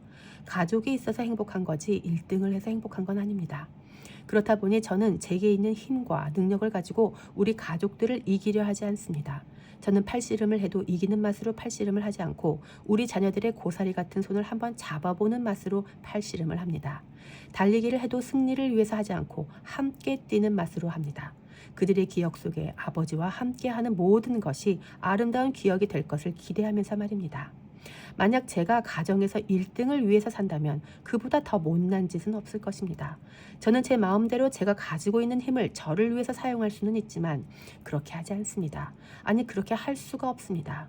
예컨대 힘이 세기 때문에 마구 부려먹을 수도 있고 달리기도 빠르기 때문에 달리기가 느린 막내를 조롱하며 무시할 수도 있습니다. 키도 크기 때문에 저보다 한참 작은 첫째와 둘째를 깔볼 수도 있고 돈도 저만 벌기 때문에 집사람에게 잘난 척을 하며 으스대실 수도 있습니다. 그러나 그렇게 하다간 사랑하는 사람의 마음이 다쳐버릴 것입니다. 이내 그들은 저로 인해 병들고 말 것입니다. 그렇기 때문에 저는 할 수 있지만 할 수가 없는 것입니다. 저는 우리 가족 안에 저만의 승리의 기쁨이 아닌 모두가 누리는 사랑의 기쁨이 있기를 원합니다. 성도는 자유를 위하여 부름을 받았습니다. 바울은 그 자유를 육체가 원하는 대로 사용해서는 안 된다고 말했습니다. 13절 말씀. 사랑의 메커니즘을 안다면 당연한 말입니다. 오히려 그 자유하도록 부름을 받은 성도는 오직 사랑으로 서로 종노릇하는 것이 마땅합니다. 13절 말씀. 그래서 우리의 자유는 높아질 수 있지만 높아지지 않는 자유입니다. 또한 우리의 자유는 누릴 수 있지만 누리지 않는 자유입니다. 으뜸이 될 수 있지만 버금이 되는 자유이며 이길 수 있지만 저버리는 자유입니다. 이렇게 자유를 버리면 죽는 것 같지만 실상은 살아나게 됩니다. 자녀가 살아나고 가정이 살아나고 민족이 살아납니다. 예수님께서 죽임당하심으로 온 인류가 살 소망이 생긴 것처럼 성도 본인이 누리는 자유를 거부하고 종노릇하는 자유를 선택할 때 그 주변은 살아나게 될 것입니다. 이때 우리 안에 남는 것은 누림의 기쁨이 아닌 살림의 기쁨입니다. 성도는 이제 누려야 행복하다는 생각에서 해방된 자들입니다. 누려야 행복하다는 세상의 공식이 잘못되었다는 것을 알아버렸습니다. 이제는 누리지 않아도 행복할 수 있다는 것을 알아버렸습니다. 그래서 이제 그들에게는 누림보다 살림이 더 중요합니다. 그래서 성도는 나의 누림보다 남을 살림이 더 중요하다고 여기며 삽니다. 우리의 자유가 우리 자신이 누림으로 끝나지 않을 때 누군가가 살아나게 될 것입니다. 피차 오늘도 우리의 자유가 누군가를 살리는 데 사용될 수 있기를 축복합니다. 키포인트. 할 수 있지만 할 수가 없는 것이 있습니다. 해도 되지만 하지 않습니다. 성도는 누려야 행복하다는 생각에서 해방된 자입니다. 누림보다 살림이 더 중요합니다. 키 퀘스천. 해도 되지만 하지 않는 일이 있다면 무엇입니까? 당신이 힘이 있어야 하는 이유는 무엇입니까? 당신의 힘은 무엇을 위해 사용되고 있습니까? 갈라디아서 5장 14에서 15절 말씀. 자해, 화해. 온 율법은 내 이웃 사랑하기를 내 자신같이 하라 하신 한 말씀에서 이루어졌나니 만일 서로 물고 먹으면 피차 멸망할까 조심하라. 예전에 한 강아지가 뱅글뱅글 도는 영상을 봤습니다. 왜 그렇게 도는가 봤더니 자신의 꼬리를 물기 위함이었습니다. 장난으로 무는 정도가 아니라 피가 나서 꼬리가 잘려나갈 정도로 물었습니다. 결국 강아지의 길었던 꼬리는 자신의 이빨에 물려 뭉툭하게 잘려나갔습니다. 꼬리는 엉덩이에 닿을 정도로 짧아져 있었습니다. 그런데 강아지는 그 짧아진 꼬리를 물기 위해 뱅글뱅글 도는 것을 멈추지 않았습니다. 계속해서 꼬리를 물어보겠다고 매일 달려들었습니다. 그 꼬리가 자신의 몸인 것을 아는지 모르는지 그 처참한 짓을 계속 해댔습니다. 왜 이러는 것일까요? 왜 강아지는 자신의 꼬리를 물지 못해 안달이 났을까요? 수의사 선생님께서 말씀하시기를 개들이 이런 행동을 하는 이유는 사랑을 받지 못해서라고 하셨습니다. 이어서 이 강아지가 태어난 지 얼마 되지 않아서 혼자 고립된 생활을 했을 것으로 추측하셨습니다. 예컨대 강아지는 태어난 지 3주에서 8주 사이에 어미개로부터 사회화 과정을 배우게 되는데 이 시기에 어미로부터 사랑을 충분히 받지 못하면 이런 이상 행동을 하기도 한다고 합니다. 그럼 치료는 어떻게 해야 할까요? 이러한 이상 행동을 해결하는 방법은 의외로 간단했습니다. 꼬리를 무는 강아지를 품에 안고 주인의 심장 소리를 들려주는 것이었습니다. 어미개의 심장 소리는 아니었지만 강아지는 주인의 심장 소리로 인해 안정감을 되찾았고 이내 주인의 품 안에서 자신의 꼬리를 무는 자해를 중단할 수 있었습니다. 해답은 역시 사랑이었습니다. 너무도 간단한 방법 아닙니까? 온 율법은 내 이웃을 사랑하기를 너 자신과 같이 하라 하신 말씀에서 이루어졌습니다. 우리 주님께서 우리를 주님의 몸처럼 사랑해 주신 것입니다. 그래서 결국 우리를 주님의 몸 안으로 연합시켜 주셨습니다.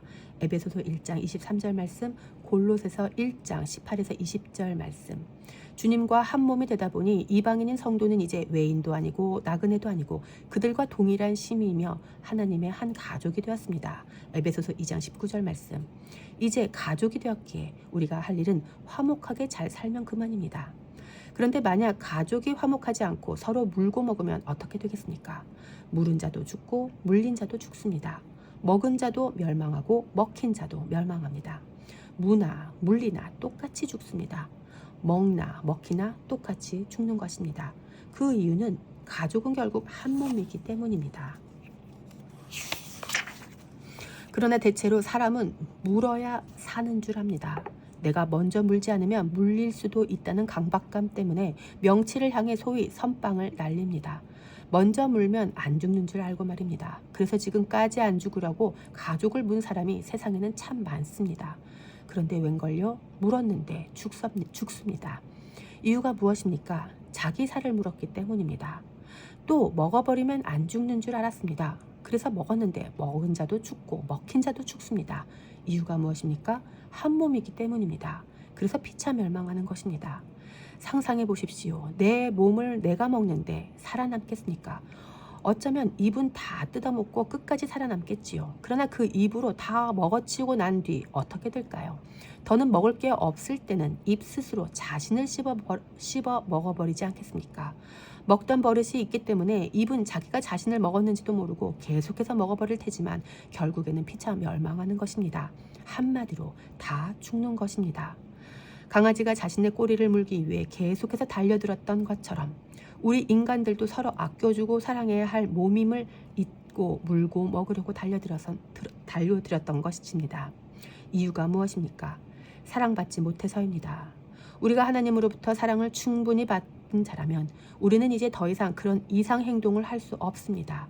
중단해야 합니다. 하나님의 심장 소리가 들리지 않습니까? 하나님의 품이 느껴지지 않았습니까? 그럼 죽기 살기로 잡아먹으려고 달려들 것입니다. 그러나 문 꼬리는 결국 자신의 몸일 뿐입니다. 원수는 이것을 속삭였습니다. 그래서 살기 위해 물고 먹었지만 결국에는 다 죽이는 형국을 만들었습니다.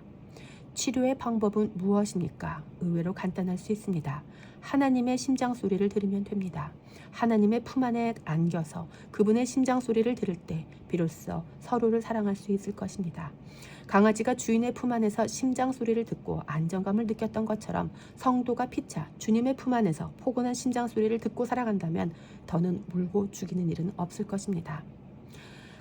가정은 화목해야 합니다. 어떻게 하면 화목할 수 있습니까? 화목은 사랑으로 가능할 것입니다. 사랑이신 하나님의 부재는 절대로 가정을 화목하게 할 수 없습니다. 그래서 반드시 사랑이신 하나님의 임재가 있어야 합니다. 또 피차 서로에 대한 사랑이 없으면 화목할 수 없을 것입니다. 보이지 않는 하나님은 언제 드러나십니까? 우리가 서로 사랑할 때 비로소 하나님은 드러나실 것입니다.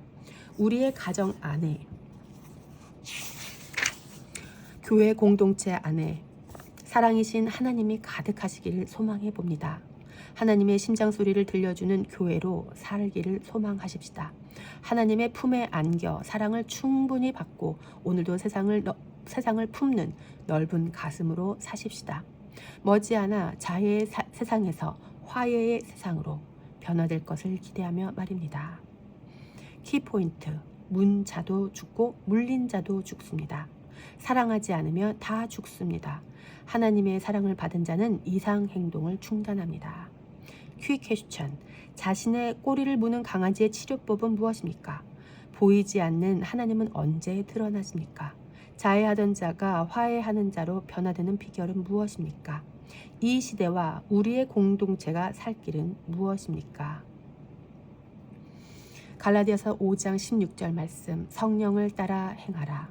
내가 이르노니 너희는 성령을 따라 행하라. 그리하면 육체의 욕심을 이루지 아니하리라.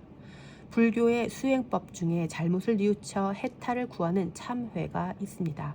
과거에 지은 죄업을 진정으로 뉘우쳐 부처님 앞에 그 잘못을 고백하고 또다시 죄악을 범하지 않겠다고 엄숙히 맹세하는 것을 의미합니다.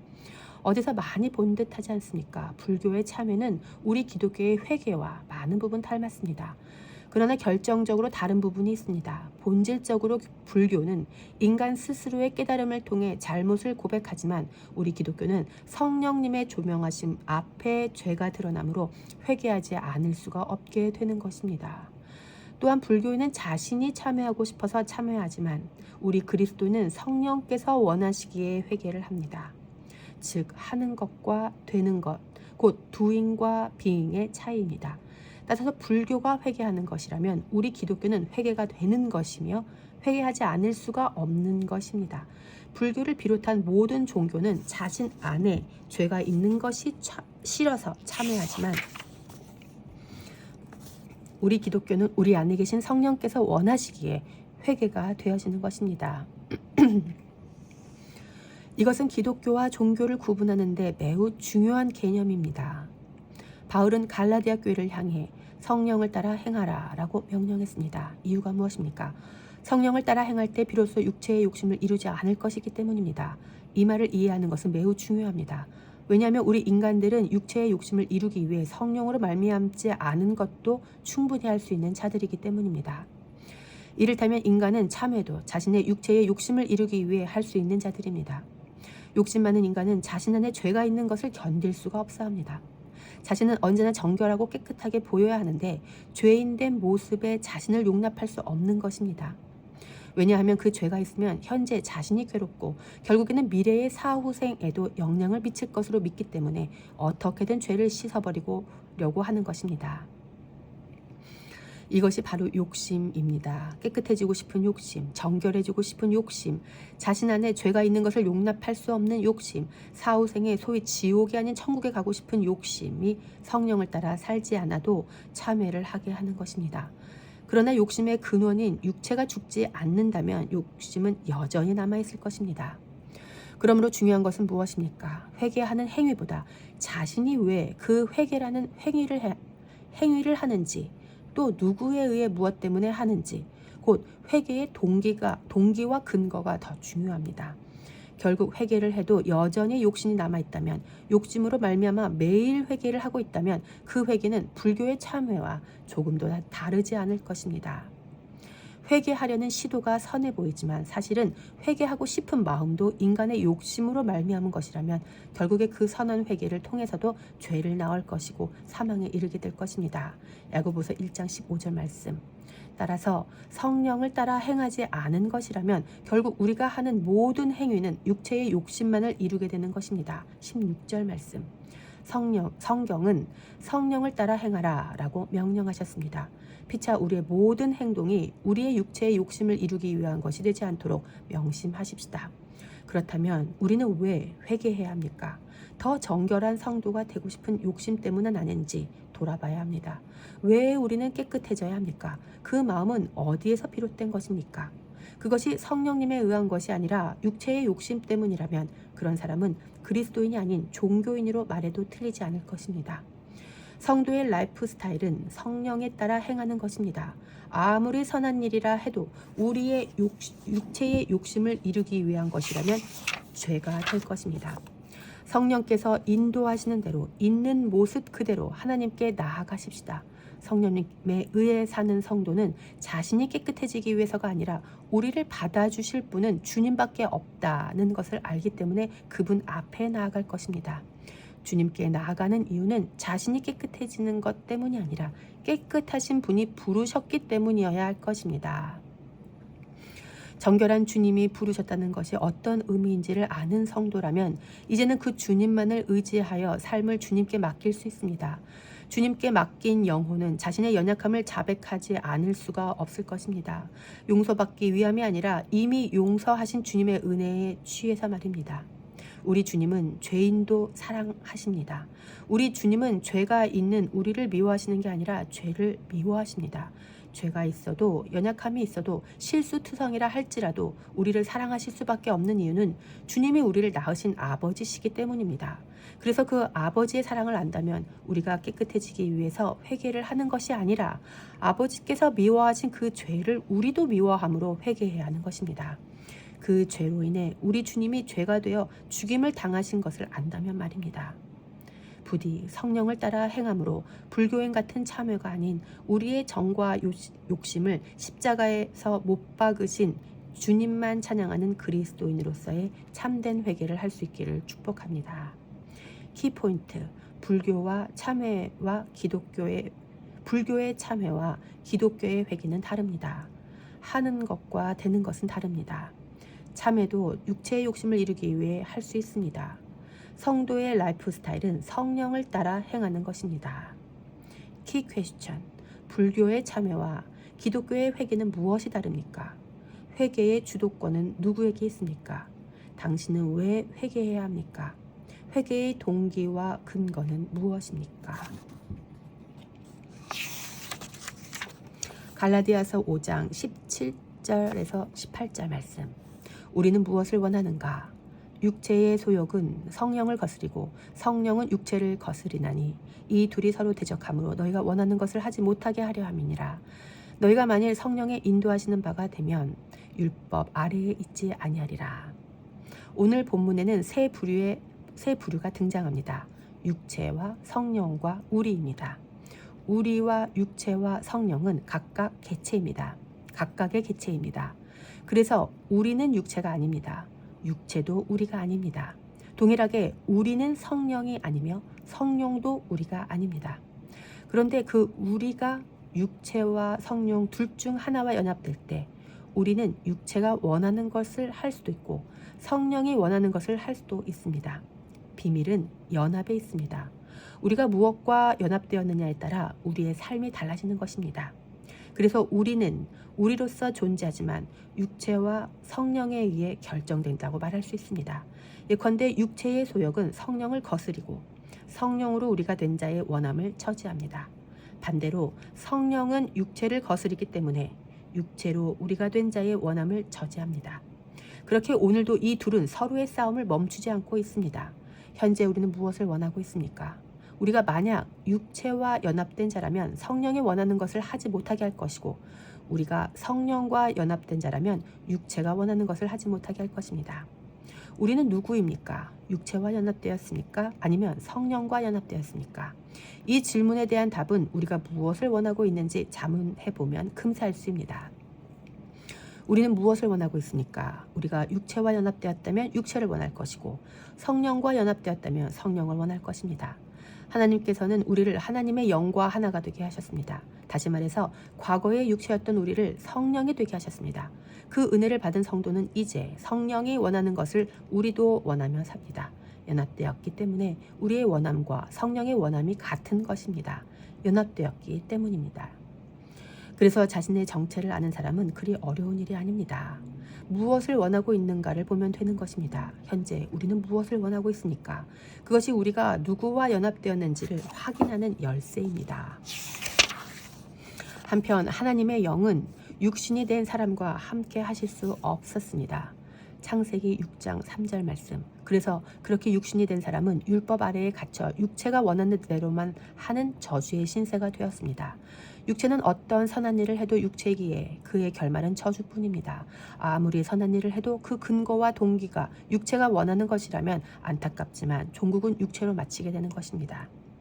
그런데 복음은 하나님께서 이 저주를 푸셨다고 선포합니다. 곧 죄로 말미암아 아들을 죄 있는 육신의 모양으로 보내셔서 육신의 죄를 정죄하신 것입니다. 그래서 예수님이 심판을 받으시고 육체가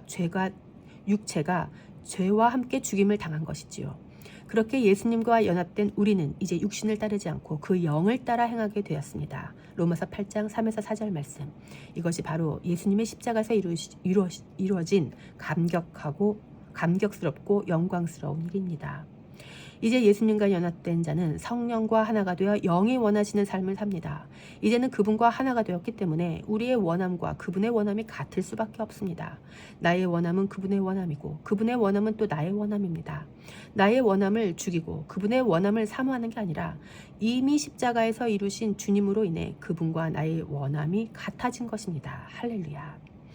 우리의 원함과 성령님의 원함이 같은 이유는 우리가 고상해서가 아니라 예수님의 죽으심 때문입니다. 그래서 우리가 아무리 선한 일을 했다 해도 십자가에서 다 이루신 예수님만을 찬양해야 하는 것입니다. 오늘도 저와 함께 육체를 멸하시기 위해 십자가에 달려 죽임을 당하신 우리 예수님만 높임 받으시기를 원합니다. 우리의 원함을 바꾸신 주님을 찬양합시다. 키포인트. 우리가 육체와 연합되었다면 육체를 원할 것이고 성령과 연합되었다면 성령을 원할 것입니다. 은혜를 받은 성도는 이제 성령이 원하시는 것을 우리도 원하며 삽니다. 성령과 연합된 자는 그의 원함과 성령의 원함이 같습니다. 육체는 어떤 선한 일을 해도 육체이기에 그의 결말은 저주뿐입니다. 키 퀘스천. 성령과 연합되지 않은 우리의 삶은 어떻습니까? 육체와 연합된 자가 원하는 것은 무엇입니까? 성령과 연합된 성도의 원함은 무엇입니까? 갈라디아서 5장 19에서 21절 말씀. 육체의 일은 분명합니다. 육체의 일은 분명하니 곧 음행과 더러운 것과 호색과 우상숭배와 주술과 원수 맺는 것과 분쟁과 시기와 분냄과 당짓는 것과 분열함과 이단과 투기와 술취함과 방탕함과 또 그와 같은 것들이라. 전에 너희에게 경계한 것 같이 경계하노니 이런 일을 하는 자들은 하나님의 나라를 유업으로 받지 못할 것이요. 저는 목사입니다. 저는 결혼을 했습니다. 한 여인의 남편이며 세 아이의 아버지입니다.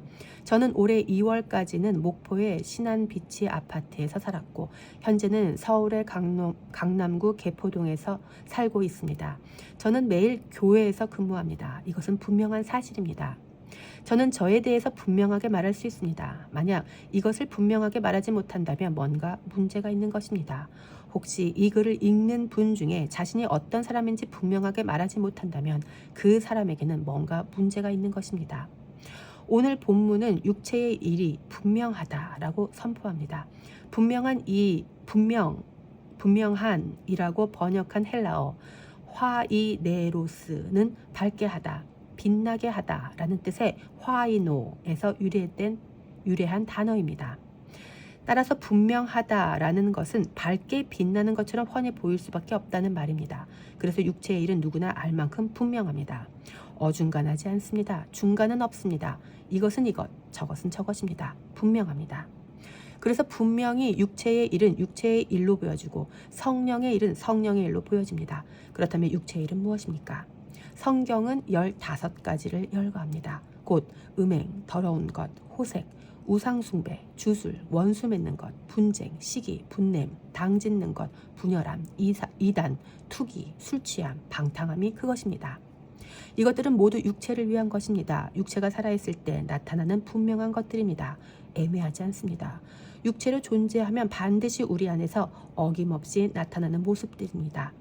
유심히 관찰하지 않아도 자신의 정체를 쉽게 알 수 있습니다. 자, 이제 대답할 시간입니다. 우리는 육체에 속한 자입니까? 아니면 성령에 속한 자입니까? 바울은 이것들을 경계했습니다. 이런 일을 하는 사람들은 하나님의 나라를 유업으로 받지 못할 것입니다. 21절 말씀. 이것은 여간 두렵고 떨리는 말이 아닐 수 없습니다. 이 말을 들은 갈라디아 교회는 자신들의 교회 안에도 하나님의 나라를 유업으로 받지 못할 자가 있다는 말로 인해 여간 충격을 받은 게 아니었을 것입니다. 그럼 이제 어떻게 해야 합니까? 육체를 죽여야 합니까? 우리 안에 분명히 나타나는 그 15가지의 육체의 일을 죽여보기 위해 노력해야 합니까? 아니면 성령을 위해 살아야 합니까? 성령의 일을 위해서는 무엇을 해야 합니까? 기도하고 찬양하고 전도하고 선한 삶을 위해 노력하면 되는 것입니까? 모두 아닙니다. 만약 그렇게 산다고 한다면 여전히 육체가 원하는 일을 하는 것입니다. 예컨대 저는 제 집사람과 자녀들을 사랑하려고 노력하지 않습니다. 그냥 사랑합니다. 만약 제가 저희 집사람과 자녀들을 사랑하려고 노력한다면 이미 사랑이 식은 것이고 문제가 있는 것입니다. 머릿속에서 그들을 사랑하는 마음을 방해하는 요소들을 지우기 위해 노력을 한다든지 아니면 그들을 사랑하기 위해 뭔가를 계속하려고 달려든다면 저는 물론이고 가족들 모두에게 더 힘든 나날이 될 것입니다. 그렇다면 어떻게 해야 합니까? 만약 우리 안에서의 육체의 일이 포착되었다면 뭔가를 하기 전에 자신의 현재의 모습을 자각하고 인정해야 합니다. 그것이 우선입니다. 육체의 일뿐인 자신을 바라보면 소망이 없습니다. 그렇게 소망 없는 자가 무슨 일을 하면 좋아지겠습니까? 좋아져도 실제로는 또 다른 문제를 야기할 것입니다. 그렇기 때문에 그때는 바로 그 자리에 멈춰 서서 주님을 바라봐야 합니다. 소망 없는 자신을 인정하고 소망 대신 주님을 바라보는 것, 이것이 가장 지혜로운 일이며 인간이 할 수 있는 가장 귀한 일입니다. 하나님께서도 불뱀에게 물린 이스라엘이 살 수 있는 방법에 대해서도 불뱀을 피하거나 소위 회개 기도를 하거나 해독제를 먹거나 바르지 않고 그 자리에서 장대에 달린 놋뱀을 바라보라고 하셨습니다. 민수기 21장 8절 말씀. 무엇입니까? 자신의 방법으로는 살 길이 없다는 뜻입니다. 하나님은 이미 소망 없는 그들에게 살 길을 내시기 위해 뱀을 장대에 높이 다셨습니다. 이제 그 하나님의 말씀에 순복하면 삽니다. 그러나 대부분의 사람들은 스스로 그 자리에서 뱀을 피하기 위해 도망을 치거나 아니면 뱀에 물린 곳에 해독약을 바르려고 달려들 것입니다. 어떤 사람은 종교적 행위로 회개기도나 금식기도를 할지도 모릅니다. 왜냐하면 대부분의 사람들은 장대에 달린 뱀을 바라보라는 하나님의 말씀에 반응하기보다는 자신을 문 뱀과 물린 자국에 반응하여 그 상황을 바라보고 해결하고자 달려들었기 때문입니다. 절망의 독은 우리가 뽑아낼 수 있는 게 아니라 하나님의 말씀에 순복할 때 사라지는 것입니다. 이스라엘 백성들은 회개에서 치료되지 않았습니다. 치료의 비밀은 소망 없는 자신을 인정하고 소망 대신 주님만을 바라보는 것입니다. 명심하십시다. 우리는 하나님과 그분이 바라보라고 하신 것만 바라볼 때 소망이 있습니다. 육체의 일은 분명합니다. 우리의 정체성도 분명할 것입니다. 육체 가운데 살았다면 우리의 정체성은 여전히 육체입니다. 그 자리에서 우리가 할 일은 주님을 바라보는 것입니다. 이제라도 주님을 바라보고 주님의 마음을 듣고 행하며 사십시다. 그때 비로소 성령의 열매가 맺히게 될 것입니다. 키포인트. 육체의 일은 분명합니다. 사랑하려고 노력한다면 이미 사랑하지 않는 것입니다. 절망의 독은 우리가 뽑아낼 수 있는 게 아니라 하나님의 말씀에 순복할 때 사라지는 것입니다. 치료의 비밀은 주님을 바라보는 것입니다. 키 퀘스천. 하나님 나라의 유업을 받지 못하는 자들은 누구입니까? 소망 없는 자가 살 길은 무엇입니까? 갈라디아서 5장 22에서 24절 말씀. 성도는 성령의 열매는 사모하지 않습니다. 오직 성령의 열매는 사랑과 희락과 화평과 오래 참음과 자비와 양성과 충성과 온유와 절제니 이 같은 것을 금지할 법이 없느니라. 그리스도 예수의 사람들은 육체와 함께 그 정욕과 탐심을 십자가에 못 박았느니라. 성령의 열매를 가장 사모하는 사람은 누구일까요? 이 질문은 누가 제일 열매를 기다릴까에 대해서 생각해보면 쉽게 답을 얻을 수 있을 것입니다. 열매를 기다리는 사람은 단연 씨를 뿌린 사람입니다. 그래서 열매는 처음부터 돈을 주고 씨를 산 사람, 곧 그 씨를 땅에 뿌려 정성스럽게 물을 주고 가꾼 농부의 바람입니다. 따라서 열매는 농부의 결실입니다. 그 누구도 농부의 열매를 훔쳐가거나 빼앗으면 안 됩니다. 그건 불법입니다. 농부는 값을 주고 씨를 샀습니다. 그리고 그 한 알의 씨를 땅에 심었습니다. 그 씨는 땅 속에서 썩었고 빛도 보지 못하고 숨도 쉬지 못하고 땅속 깊이 묻혀 죽어야 합니다. 그러나 이제 얼마 후면 그 씨는 다른 이름으로 땅을 뚫고 올라와 자랄 것이고 새로운 이름의 열매를 맺을 것입니다. 그래서 그 열매로 인하여 농부는 기뻐할 것입니다. 동일하게 농부 되신 하나님도 값을 주고 씨를 사셨습니다. 그리고 그 씨를 땅에 심으셨습니다. 반드시 농부 되신 하나님이 뿌린 씨는 주님의 피와 눈물로 때가 되면 보란듯이 땅속에서 올라와야 합니다. 요한복음 12장 24절 말씀. 그리고 필히 열매를 맺어야 합니다. 하나님은 이것을 기대하시며 기다리십니다. 이것은 빼앗아 가서도 안 되고 빼앗아 갈 자도 없습니다. 하나님은 절대로 빼앗기지 않으실 것입니다. 성도는 하나님에 의해 심겨진 씨, 곧 예수님으로 말미암아 맺혀진 열매입니다. 하나님은 그리스도라는 씨를 심고 그리스도인이라는 열매를 맺으셨습니다. 이 열매는 매우 귀한 사랑의 결실이며 값진 열매입니다.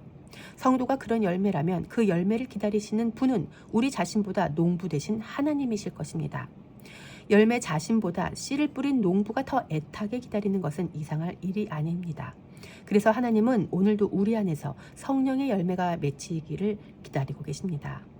오직 성령의 열매는 사랑과 희락과 화평과 오래 참음과 자비와 양성과 충성과 온유와 절제니 이 같은 것을 금지할 법이 없느니라.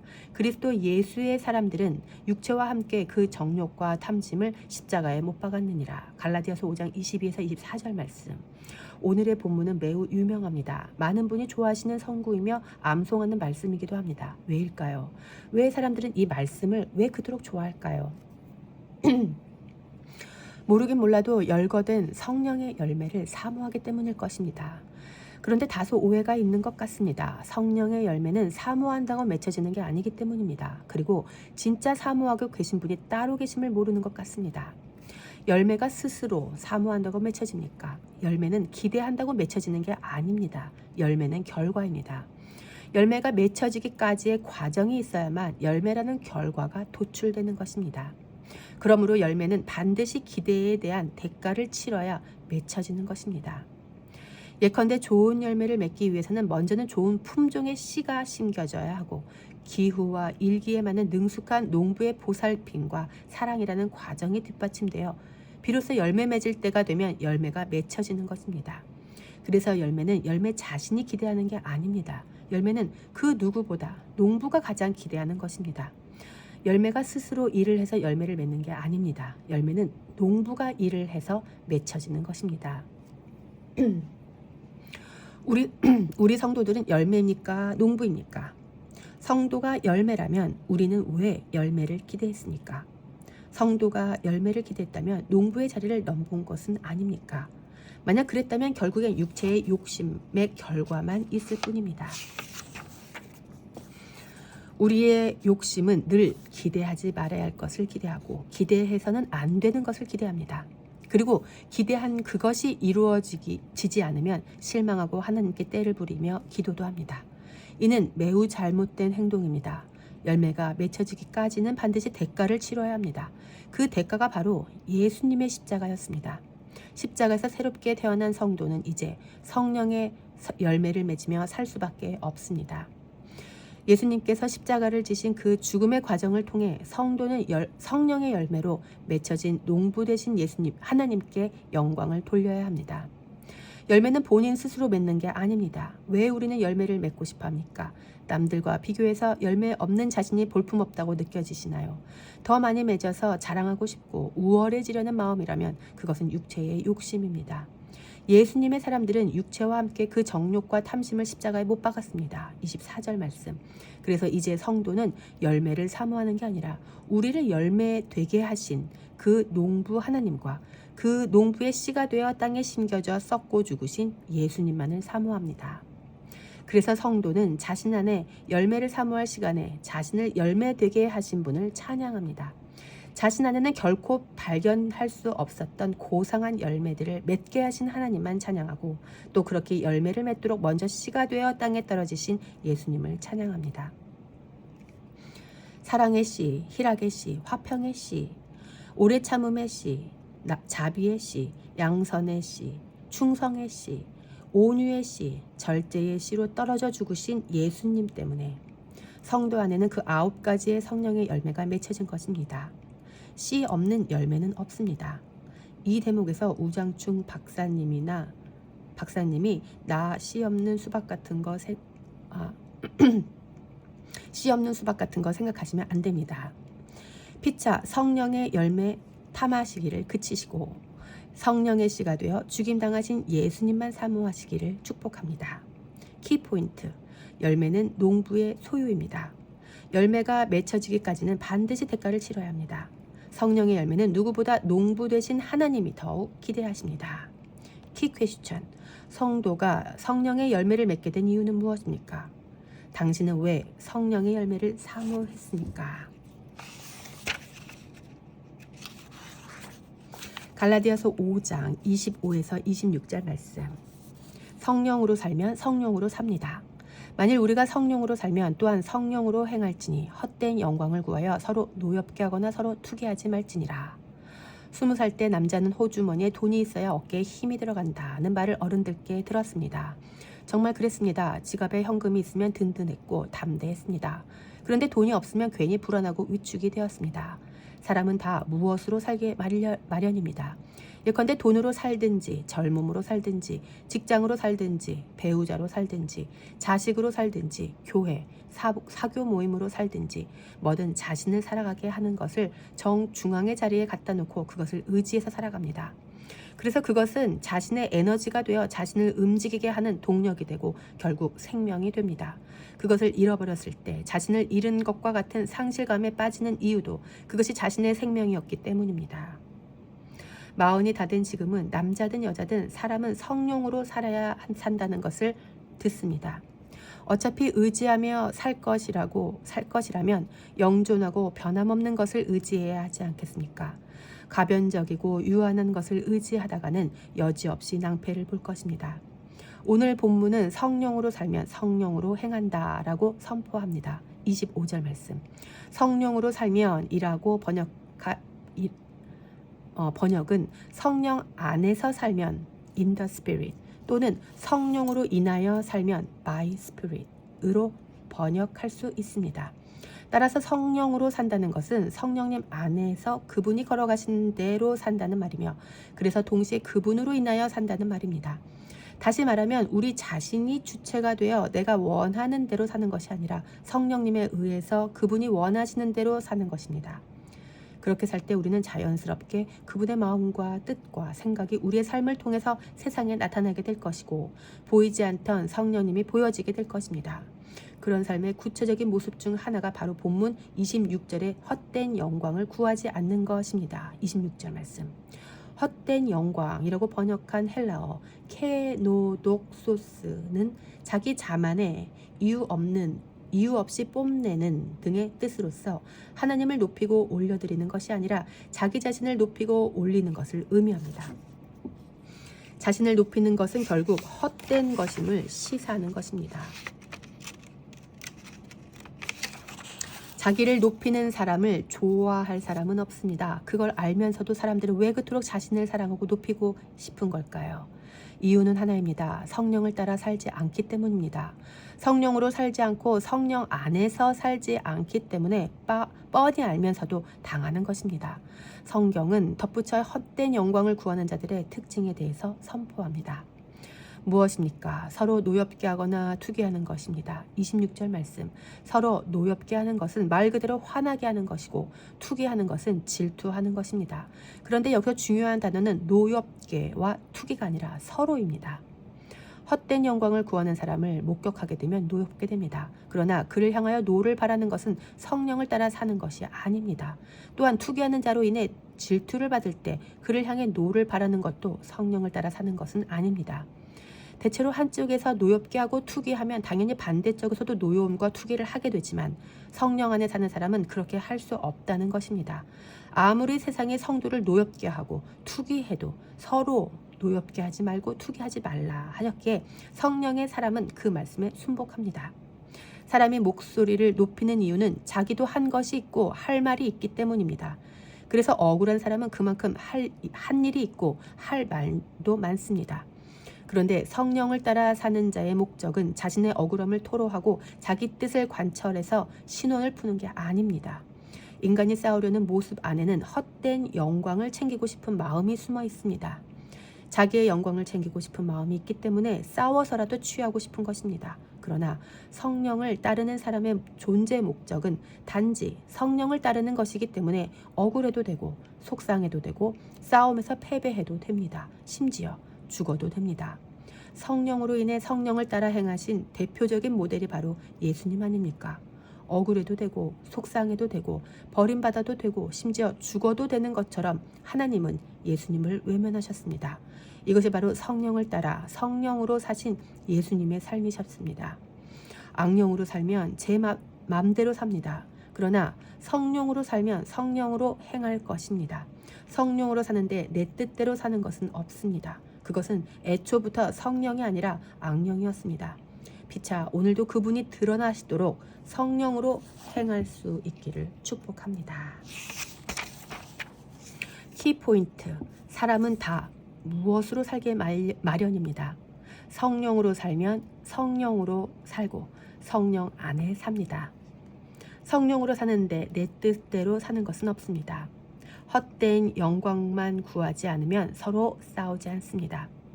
성령으로 사신 예수님은 버림받으셨습니다.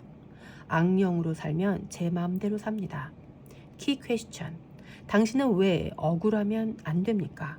당신은 왜 속상하면 안 됩니까? 당신이 버림받으면 안 되는 이유는 무엇입니까?